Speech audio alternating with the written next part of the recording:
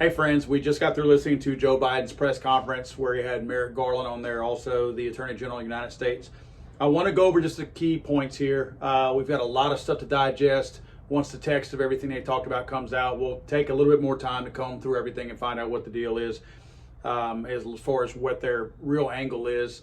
But let me give you the high points right now. And I say high points, or obviously you know what I mean. Serial numbers on 80% firearms. That appears to be one of the things that they're going after with their ghost guns. It sounds like they're going to require serial numbers. Now, Merrick Garland did not expand on that very much, which it will come from his office, the Department of Justice. But Joe Biden did, and actually mentioned that he didn't say just the frame. Now, again, we're talking about people who don't understand firearms and don't know them. They're uneducated on them. So maybe he just misspoke because he just doesn't know what he's talking about. But he did say that parts on firearms would have to be serialized. I don't know if he's talking about the slide and the frame only, or if he's talking about everything inside the chassis. If he's talking about parts inside, that may be going to the extreme, but we are talking about extreme people right now. But it's obvious that for sure they're going to require serial numbers on the frames of 80% lowers and kits. And I'm speaking in terms of the pistols right now, but they did not distinguish between the two. So I believe pistols and AR 80% kits are going to be involved in that, but it sounds like they're probably going to require at least the frame on a pistol and the lower on a AR-15 to be serialized. More than likely, they're probably going to take this as an opportunity to add another step on there, which would be serializing the receiver, the upper receiver, or the frame as well. Let's not forget that there's always been a bug in the butt of the ATF and anti-gun people that the only serialized part of an AR-15 was the lower. They've always hated that. So look for some changes there. Now that they're going to have what they consider to be a little bit of momentum to be able to change some of these rulings, I look for them to add that requirement on there as well. AR pistols. Any AR pistol with a stabilizing brace on that is now going to require an NFA stamp to accompany that, and they're going to treat this just like an SBR, a short barrel rifle. So look for that as well. And I'm going based on what Biden talked about earlier. Red flag gun laws. They're going to put together a plan, and Merrick Garland kind of outlined this a little bit more when he spoke, that it looks like they're going to put together what they call a comprehensive plan of some sort that they give to the states to incentivize the states to pass their own red flag gun laws.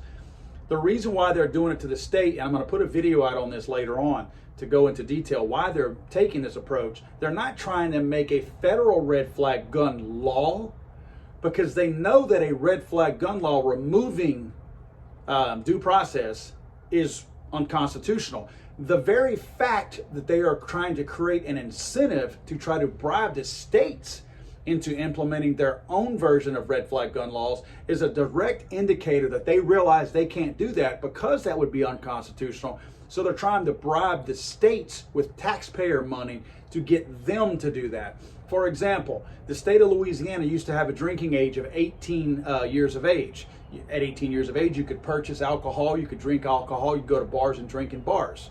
The state of Louisiana was not willing. I live in Louisiana. The state of Louisiana was not willing to change that law. I actually was drinking at 18 years old, which some of us drank before that.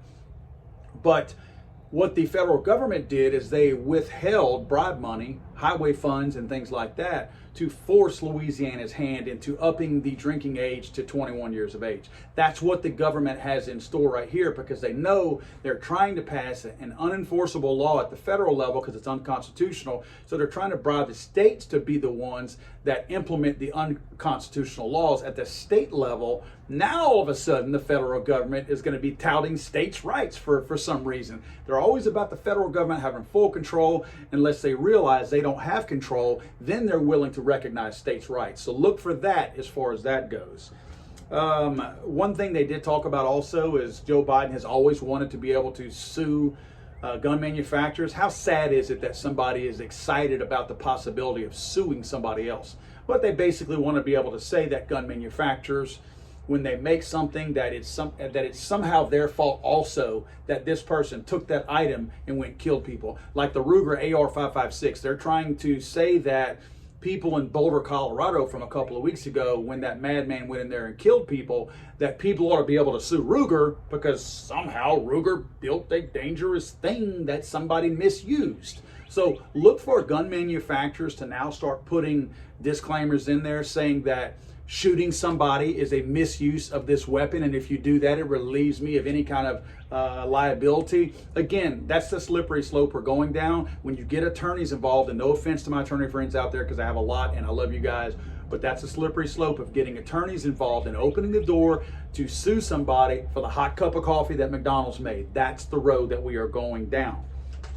Joe Biden made the claim that gun deaths are leading cause of deaths among black men. That is a shame that he sees this as an opportunity to talk about race. He's trying to get black people to somehow or another think that Joe cares more about them because he points out that black people are killing black people at a high rate, and that is the leading cause of death amongst black men, totally failing to realize that none of these things that we just talked about that he has wanted to implement, suing gun manufacturers, of course that would get people rich, but suing gun manufacturers would not have saved one black guy's life shooting other black men on the street. Red flag gun laws would not have saved any young black man's life on the street from being shot. AR pistols with braces, making those SBRs, would not have saved one black life on the street of any young man. Serializing 80% guns would not have changed anything. You know why? Because these young black men who are breaking the law and killing each other are breaking the law and killing each other, which is against the law. So no new law is going to change the fact that people are killing people and making the decision to do it. Adding a serial number to a gun does not make a guy put it down and go, can't kill with this one, I need one of those ghost guns instead.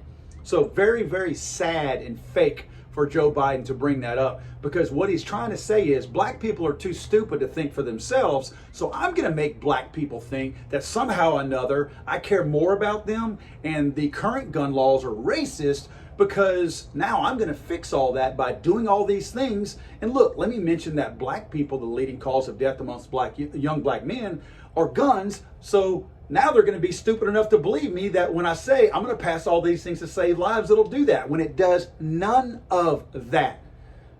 People of color and people of non-color, don't buy into this crap. Don't be race baited into this bull crap, because that's all it is. They're trying to say you are too stupid to read yourself and figure your own things out, and they're saying we'll figure it out for you. Now, Joe Biden mentioned that suing the gun manufacturers, if he had one thing off this wish list of items, that would be the number one thing that he would go for. So watch for them to push hard on that. Watch. You might be thinking, why does that matter to me? Why does that matter to me? Why does it matter to you? It's because the price of everything goes up. Because now these gun manufacturers are going to be hit with all these frivolous lawsuits and everything goes up. What better way for the anti-gun movement to make sure that there are less guns out there or less people have the opportunity to buy them than to make them so unaffordable that you stop buying them or you can't afford them? You don't think that all of a sudden boosts up the black market for guns? Do these people not realize that by doing all of this, all they're doing is making attorneys happy that are going to be sue happy and go out there and do all this, and making the black market more lucrative than it's ever been today? They are creating an industry of illegal gun sales out there by trying to do things like this to make it unaffordable for an honest, law-abiding citizen to purchase a handgun or ammunition to defend themselves or their families. The DOJ Attorney General guy up there, Merrick Garland, he basically followed suit on a lot of the things that Joe Biden said. The thing that did bother me is one of the things that they want to include also is money to communities, basically to combat gun violence, as they say. What really bothers me is they're earmarking $1 billion for the brainwashing of these communities. They're taking $1 billion of your money, $1 billion of yours and my money, the money that we work for. Let's not forget, the government has no money. The government doesn't make anything. The government doesn't generate revenue in any way. The government makes nothing, they sell nothing, they do nothing. The government's money is our money. So they're taking $1 billion of our money. Think about your little old $1,400 check that you just got. Think about that. So you got $1,400 of your money back, but you're paying out $1 billion for the federal government to funnel money into these neighborhoods and reward these anti-gun mayors and people in these communities out there that already have very strict gun control laws. They're going to reward them by giving them more money for supporting them just to create a new thing. We got a new group that we're going to get together and talk about how deadly guns are. That's going to be what they're going to do. $1 billion to educate people on how deadly guns somehow are by just sitting there as an inanimate object. That's what they're doing. They're going to earmark that money for us. That's what Garland said. They've already got plans for $1 billion of our taxpayer dollars to do that. Can you believe that? Let me tell you something, and I'm serious. I am going to push. I was going to put a video out on this next week, but I want to include that right now. You know what my push is going to be? If you want true safety that involves guns, not the gun safety they talk about. When they say gun safety, they mean gun confiscation, gun banning, and all that. If they want true gun safety, if they want to eliminate accidental deaths or any other kind of death out there that might be gun related, let's do this. Let's re-implement teaching kids in high school a mandatory class on actual gun safety, not these frivolous little percentages and stats that they make up to make their story and to tell their story whenever they're trying to get somebody to agree to outlaw guns of some sort. No. I'm not talking about that. I'm talking about let's take a rifle, a shotgun, and a pistol into a classroom and show these kids how to properly handle them, teach them the rules of gun safety, take them to a range, let them see the devastative nature of what a gun can do so they learn to respect and appreciate those guns. If the government is willing to take a portion of that $1 billion, I'm not okay with the rest going out. Don't get me wrong. It shouldn't be taxpayer dollars doing this. There's plenty of grant programs out there that we could get from our own states to do that. But if they're willing to do that, I will put together a program and I will try to re-implement teaching these kids in school, because I know without a doubt that if I can teach some of these kids the danger of a firearm at a very early age, they will respect them, and that will save lives. Not teaching a kid and telling him all these statistics that he doesn't care about and how many people somehow are being killed and all that good stuff. If you are not putting a firearm in his hand and teaching him what to do when he runs across one, or in the event he decides to use one to go hunting or protect his family or whatever, you're not doing your response. You are not fulfilling your responsibility to truly teach that child gun safety. All you are doing is passing propaganda onto that child. That's all you're doing. It's got nothing to do with gun safety. Nothing. Let's see. Oh, and David Chipman. Wow. We have a Waco hero. A guy that helped burn Waco to the ground and murder all these men, women, and children. Let's call it firearm or fire safety.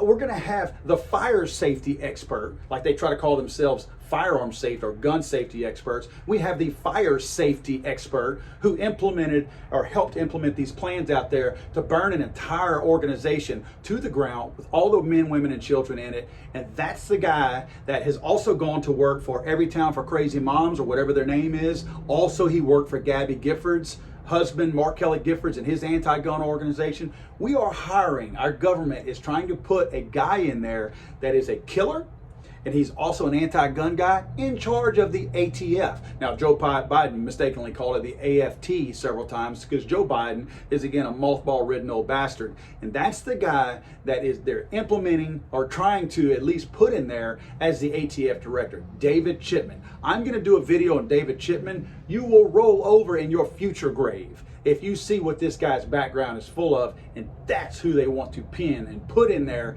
as the ATF director. Guys, the ATF director thing is the most dangerous one to me, besides the red flag gun laws. The red flag gun laws, you're bribing people with taxpayer money. That's a very hard thing, because states out there are going to want that money so badly, because they're going to earmark way more than $1 billion for that.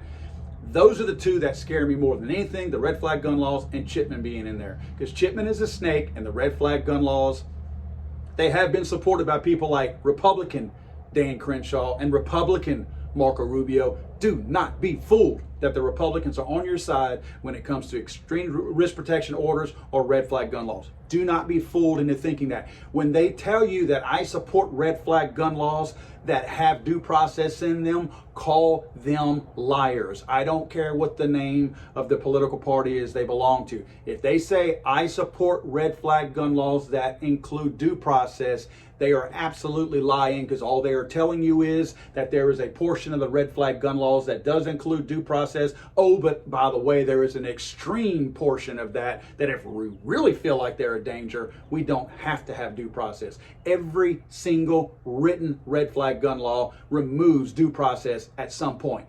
Do not fall for it.